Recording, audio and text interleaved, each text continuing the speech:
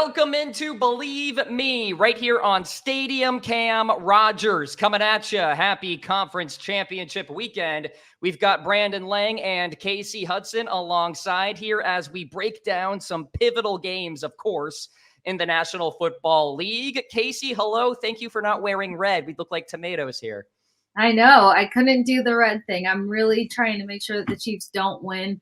Brandon will have his interesting reason as to how he's working against them secretly through the universe. But yeah, no support for the Chiefs here. I'm doing better. B. Lang has the Super Bowl logo on him right now. By the way, folks, Brandon picking at an 80% clip against the spread in Super Bowl. So stay tuned for his pick in a couple of weeks. Yeah, it's been a good run, bro. But I have a feeling that I know who I'm using already. So the line's already out. Super Bowl line's already out. Projected line's already out. I don't know if you saw them, but the glasses come on. I will break those down to you. They came out last week. My boy Nick in the Bay Area broke it down for me. And here we go. NFL. Ravens are a 1-point dog against the Niners. The Ravens are a 4.5-point favorite over the Lions. The Niners are a 2.5-point favorite over the Chiefs. And the Chiefs are a 3-point favorite over the Lions. So interesting that the Ravens are getting a point from the Niners. After Baltimore blew them out in San Francisco. Something to think about there. Brandon, Tampa Bay, last week, interesting spread, of course. They were getting 6.5. What do you make of that game? So as you watch it unfold, I've done this a long time. When you have the dog in a playoff game on the road, as soon as he missed that field goal in the second quarter, I said that 3 points is going to come back to haunt us. I was talking to my boy Dan the Man. I said that 3 points is going to come back to haunt us at the end of this game. And then the first two possessions of the third quarter, Tampa got to the Detroit 40, had 1st and 10, horrific play calling at that point. All they need is 5 more yards for a field goal. It's like they got stopped right there. Horrible play calling. They were running it, got down to the 40, and then he runs it on 1st down and loses 2 yards instead of taking a shot there. You know, something to the tight end to pick up 5 yards. Stalled there. They get the ball back again. They drive right to, and then the 3rd down play was Hudson comes clean for a sack. Nobody even sees him. No, that number 1 sack guy for the Detroit Lions, the right tackle doesn't even whiff on him. Next possession, got right back to the Detroit 45. You're 8 yards away from a field goal try. And they stopped right there, those 2 drives. And what happened? They punted, Detroit went right through them and scored. Then you come down to a 2-point conversion for the cover. And it's just a horrible fade pass to Evans. That's your play. They went over, they talked about it. They said, here, what we're going to do. And they just throw a horrible fade pattern to Evans. Horrible throw by Baker Mayfield. Horrible play call to get you the cover after all the nonsense of Tampa going up and down the field on Detroit in the first half and not covering. That was a bad beat because Tampa did everything right to cover, and they just didn't. Kasey, Tampa Bay, you know the area well. What is the reception down there about that loss? Because it was competitive for quite some time.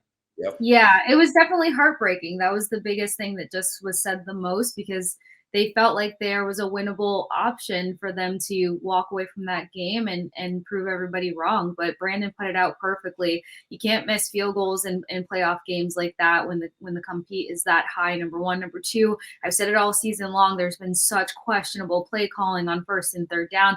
This team has struggled with being so predictable on 1st and 3rd down for the last 4 years now, even with Tom Brady. But we don't have Tom Brady. We don't have the offensive line that Tom Brady had the first year that he was with the Tampa Bay Bucks. And when you lose out on players like that, you've got to be clean and crisp with 1st and 3rd down. You've got to be less predictable. And that's what tore them apart and cost them a win. So, yeah, it's heartbreaking down here in Tampa because we really felt like something was coming together. But I think Baker made a case to remain the quarterback or our QB1. And I'm actually excited about that. I think it's fair to say. Go ahead, Brandon.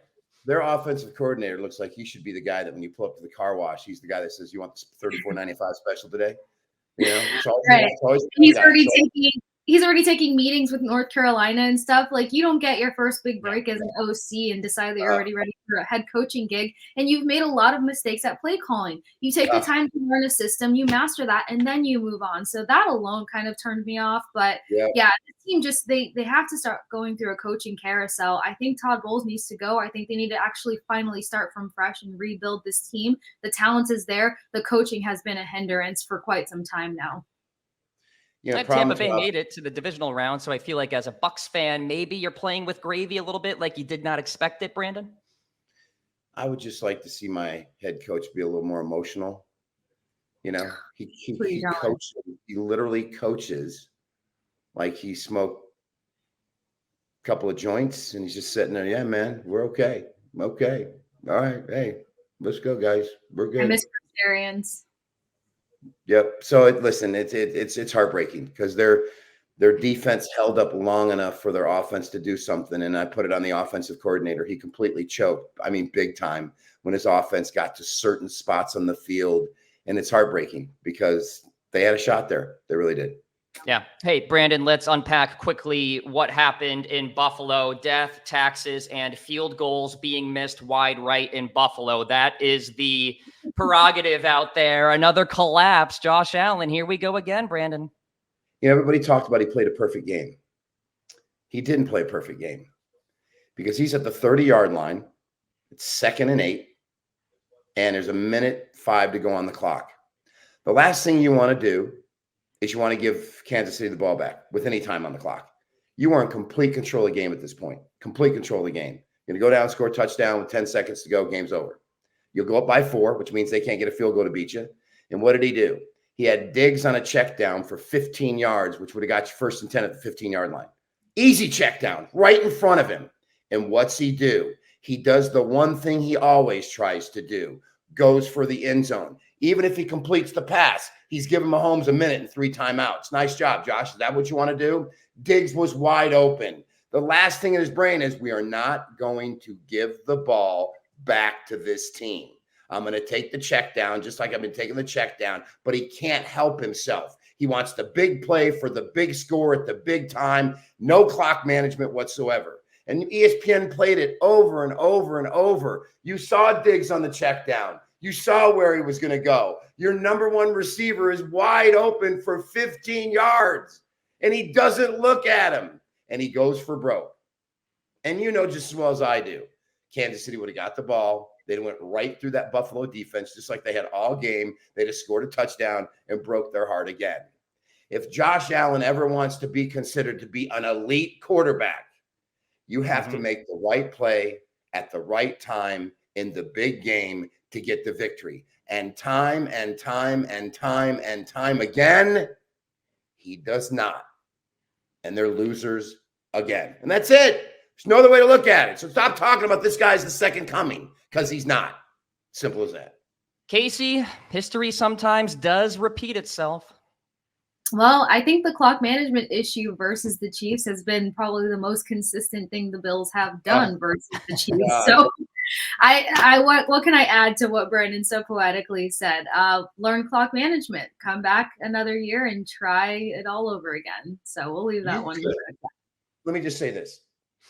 When they went 13 seconds to kick a field goal to win it, you could have lined up your Leslie Frazier is a moron. He should be working at the Geek Squad at Best Buy, and I hope you never see him in the NFL again. You could have told your 5 defensive backs when the ball was snapped with 13 seconds to go to just grab every receiver and hold them. 4 seconds goes off the clock, 5-yard penalty. Now there's 9 seconds to go. Snap it, hold them again, drag them down the ground. There's 4 seconds. Now they're at the 45-yard line. Now there's 5 seconds to go. Snap, hold them again, hold them, grab them, throw them to the ground. Now what is there? 1 second on the clock? What's he going to do? Let's just give Tyreek Hill a 30-yard cushion to run straight up the field. Coaching stupidity. Guys shouldn't have jobs. I don't know where Leslie Frazier's at now, but stay away because it's simple as that. The Buffalo Bills coaching staff. And I saw somebody say on ESPN, fire McDermott, ask Bill Belichick.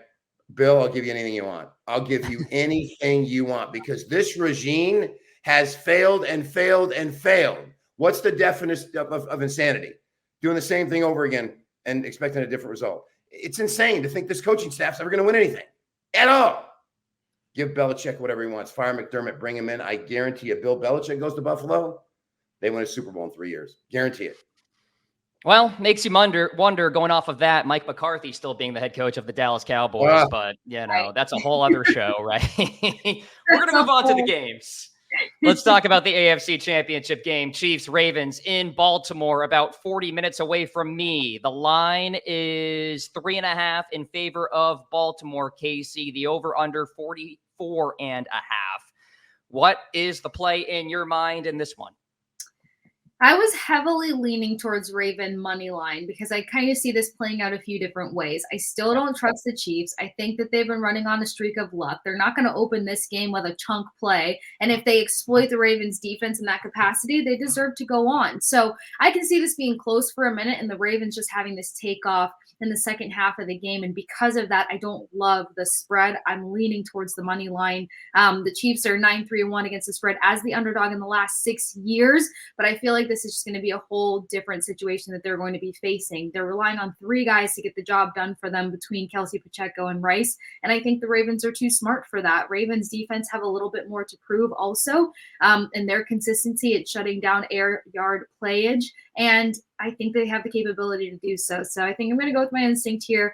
Lay Ravens money line. Lamar Jackson manages pocket pressure very well, and he's also very versatile, and I think he's going to be able to ramp that up versus this Chiefs team and prove that they really got lucky these last couple of weeks to make it this far. Yeah, Brandon, I can't get it out of my head that Chiefs front seven got pushed around a week ago and they still won. Like, that's not sustainable. Well, I have to look at this game from a different lens. And that lens is I see Andy Reid standing up in front of the team. And he says to the team, guys, Brandon Lang makes fun of me a lot for being fat. Guys, I hear his rants on the Believe podcast network. He was ripping me for having glazed donuts frozen in my mustache and just being an overeater and how I should go to compulsive overeater anonymous meetings. And he any chance he gets, he makes fun of my fatness. He did it when I was in Philly. He's doing it since I've been here. I just don't like the guy. And guys, when I find out he's on us, I just want to make sure we don't cover for him. And guys, I just want you to know that when he goes against us, we cover. Now, guys, last week he picked Buffalo, and we made sure we covered. And guys, he's picking us this week. And I hate to say it because I know you guys want to go to the Super Bowl, but that handicapper making fun of my fatness is more important to me than going to the Super Bowl. I want to hurt him again. I want to make sure we don't cover again. I want to make sure he's wrong again because nobody is going to make fun of my fatness. So with that being said, for no other reason, I'm going to put the kiss of death on the Kansas City Chiefs. And I'm going to take them plus the 3.5. And I'm going to sit back and watch Andy Reid personally make sure I don't make $1 because Andy, you are a fat piece of, and I can't stand anything you and your team. I love the free bleeping here. Saving us. The Kansas City Chiefs plus 3.5. Wow. Okay. Putting the kiss of death on Andy, the fat man Reid. That's a sacrifice. Crazy logic there. I know, but he's making a sacrifice for the people. B-Lang is doing this for the people. That's it. Baltimore Ravens fans can get money in their pockets. Right. There you go. There you go. Let's talk about the total here. Let's go around the horn. Kasey, 44.5. Kind of sneaky. I think it could go over. Yeah, I'm kind of looking at this to go over. Now, you are looking at 2 defenses. One, the Ravens, who average letting up only about 16 points per matchup. I think the Chiefs sit at about 17.5. With that said, that second half takeoff that I see the Ravens doing, that I hope that the Ravens do, I can see this going over. Plus, last time I had the Ravens hitting the under, it went right to the 44 total, which broke my heart. Yeah. But I could see even if this went to, 45, 46, whatever the case may be, it's going to go over. Brandon? Love to touch the total, but I have no opinion on the total. If I had to play the total, I'd root for the over simply because I like to see points in the championship game. All right. I think Lamar is going to have some success. I think Mahomes may have some success. The over seems like the smart play. The Houston Texan game last week had no right going over, and it figured out a way to go over. Basically because of the punt return for a touchdown, because Stroud was not going to move the ball against them, which we noted on the show that the Ravens were that all the success he had was a rookie quarterback going on the road outdoors in a playoff game against a blitzing defense. Good luck, Mr. Stroud. And he came down to earth. He couldn't execute the offense. They couldn't move the football. The punt return put it over the total. So that being said, as much as I want to play the over, I'll just go the under. So we'll have a guaranteed winner on the show. Okay. There you go. Let's talk about some props here. Travis Kelce, could he be motivated by the presence of Taylor Swift yet again and go over this 62.5 receiving yard number, Brandon, or are you going under in terms of receiving yards? I think he's going to go over. He targeted him last week. Pretty successful with that. Ravens linebackers, guard and tight ends. Kittle got open a little bit on Monday night when they played them. Good tight ends can get open. I think the Taylor Swift jinx is off now. I think he's got his hands back. He went through about a 3-game stretch where he looked like he had never played before. So I'm going to go over with Travis Kelce. Kasey, over or under, and does he do this again? God. My soul. I'm just ready for this to be over with. I'm actually going to take what's the yardage here? Do we know? 62.5. Oh, yeah, I'm going to take him over 62.5. I say that he gets to, 70 to 75 yards here. He hit 75 yards through 5 receptions. You know who the go-to guy is when Patrick Mahomes has to be bailed out of a situation, and regardless of how many drops this season, Patrick Mahomes and Travis Kelce still have the most undeniable bromance. Sorry, Taylor Swift. But if you find anything where it's under 80 yards, I would hit that under pretty hard, because 71 yards versus a fractured Dolphins defense is not the sexiest thing. 16 yards on New Year's Eve. He hasn't really broken much over 80 to 85 yards this season, regardless of how many touchdowns he has found. So I like the over 62. I prefer under 80. All right, there you go. Let's pivot, guys. NFC Championship game, Lions, 49ers, straight up -7 number here, Brandon, for the 49ers. The total is 51. Is the party over for Detroit, Brandon? No. There are red flags all over the place in this game if you're a Niners fan. All right.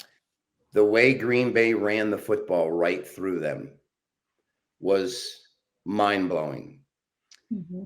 The play of the secondary of the Niners not being able to guard those wide receivers. Let's be very transparent and honest with one another here. Did the Niners deserve to win that game on Sunday? No. Mm-hmm. Green Bay should have won that game.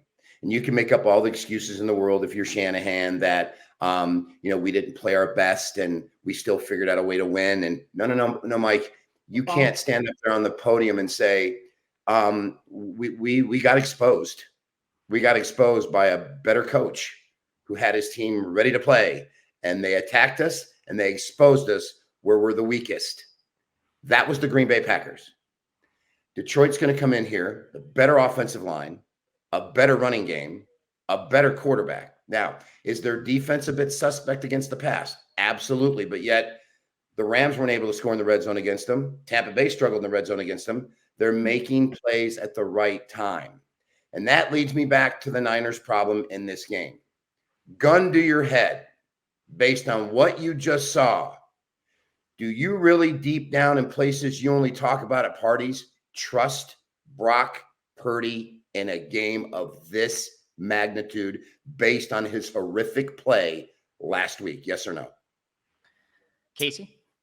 No, I don't trust Purdy. But I mean, his turnover total has been there this entire season, or since he ever got granted that QB1 position. Yep. So, I can't go against that.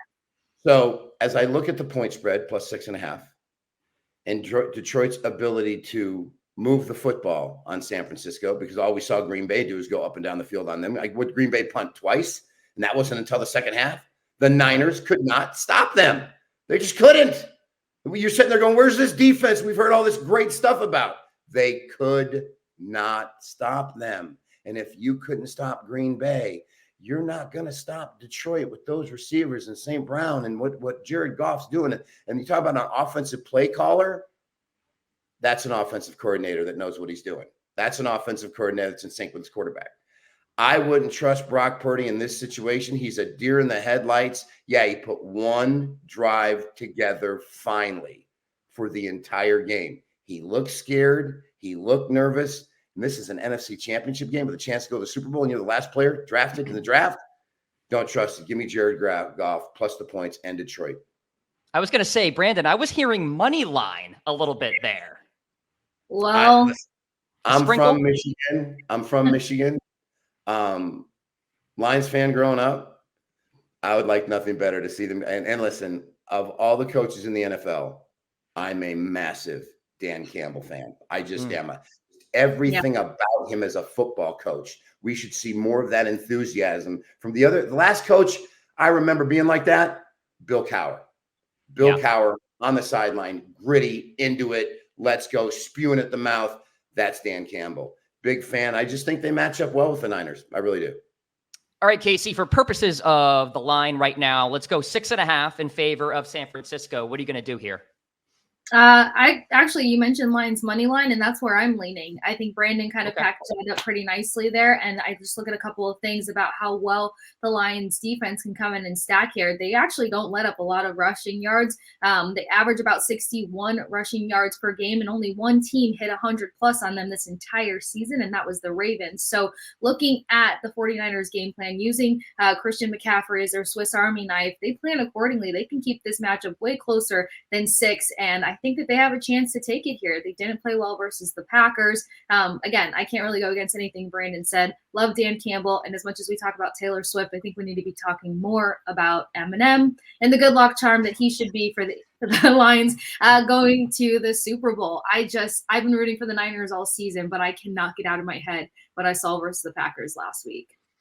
All right, there you go. We are on the Lions. All right, so I'm going to make up my own over-under here, Brandon. 4.5 for the amount of times the broadcast cutaways to Taylor Swift. 4.5. I'm going to go under. Okay. I'm going to go under. I think they show her a couple times, but it was the same thing as the Super Bowl with Giselle and Brady. I think it was 2.5, and I played the over, and they showed her once, and that was it. I think the networks are tired of it. I think they may show her once. I think it's a trap. I think it's a trap line. I think the number's a trap line. I'm going to go under the post total with Taylor Swift. The boys in Vegas are laying a trap here. Kasey, over or under 4.5? I'm going over. I think the only thing that semi-minimized how much we saw her was Jason Kelce taking over the show, and I don't know if his kids want to see him shirtless again. But he did buy them a cat, so we might see Jason Kelce ramp it up again, which is the only way this will go under. All right, so we like Baltimore and the Lions in the Super Bowl. You can bet on that, by the way, at plus 950 right now. That's good value if you want to do that. So go ahead and place a sprinkle, folks. Brandon may do that after this show. Speaking of which, the show is over. Thank you so much for tuning in to Believe Me right here on Stadium. For Brandon Lang and Kasey Hudson, best of luck to your bets this weekend. We'll talk to you next week.